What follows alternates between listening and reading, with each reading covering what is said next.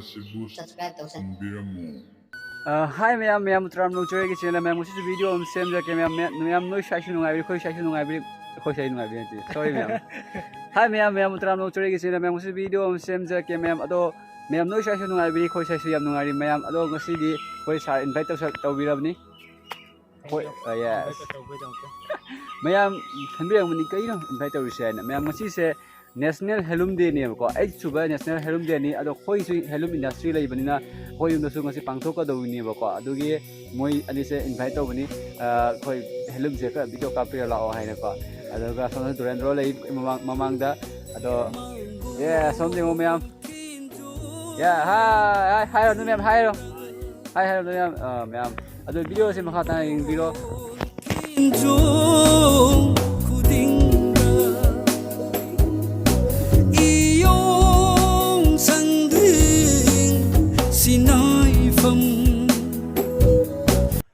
Ma'am do ji koi shame lore maning da yeng biro ma'am yo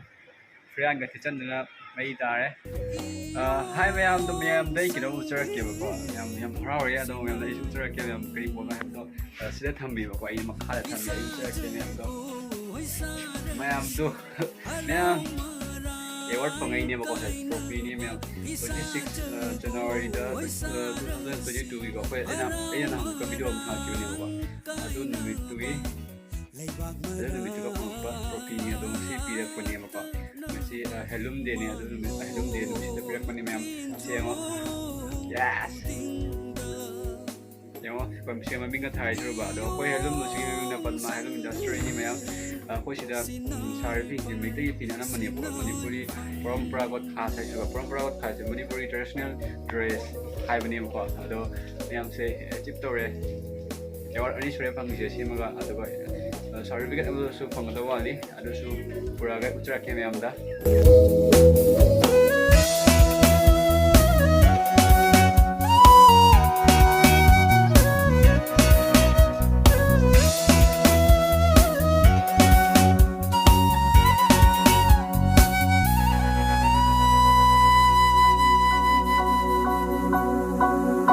oi rai sana laibata khoi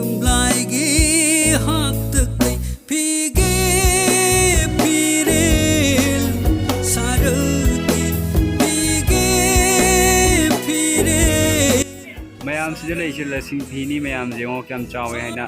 sajodra ma'am sih asing color se red color ni ba ko jengo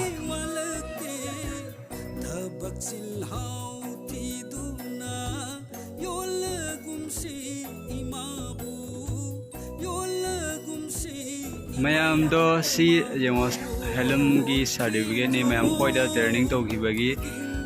ngasi chen doi ni ma'am Asa Devi Topin Jamondol Hojai aduga ma'am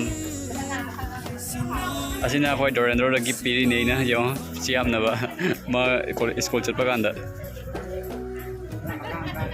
aduga somda koi bharat ki flag hit liye ba ko ma'am do hoji koi kheji cha dore yeah ma'am se ngo le re aduga som su le re sonda anova amsu join tawre bala challenge ni ko mamo ko je ma'am trophy se me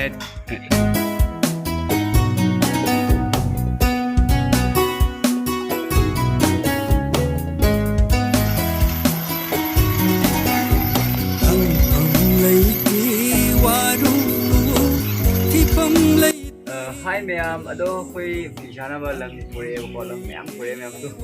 siango sidi katang tadi ko ado ko lang chak na ba tu pi gare ado siango yes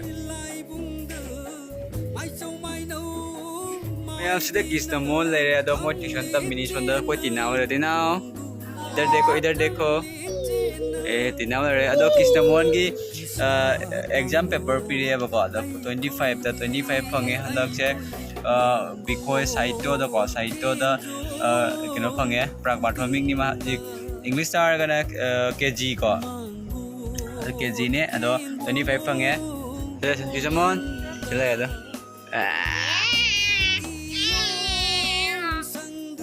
ma'am दो कोई जी tuition तौरी अदो किसमु लेरे सिगा कोई तिनाव जी जोनी पादुरी पारो कन पाउतारो Johnny is Papa eating no Papa. Guys, no Papa. Open your mouth. ha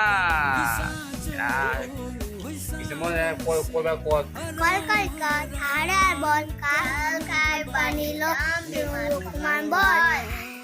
Titi tia mane kantia haji roi ache munjila hatiyo hati koleni kati posola anja halike bati. Doraba padro ma'am bye bye Bye bye. Ma'am अदो हनक video से थांगा ngam dare kharani nong ni thanga ngam dare ado ngasi video से nahan halum de ko numita nam ki video ni mateng amani adu makhada khara samdaraga hapcharakle ado video sibu nawali like to biramu comment box to comment habiram channel sibu subscribe to biramu ma'am aduga mathang video phangare se ngasi display video lawjara ke bye bye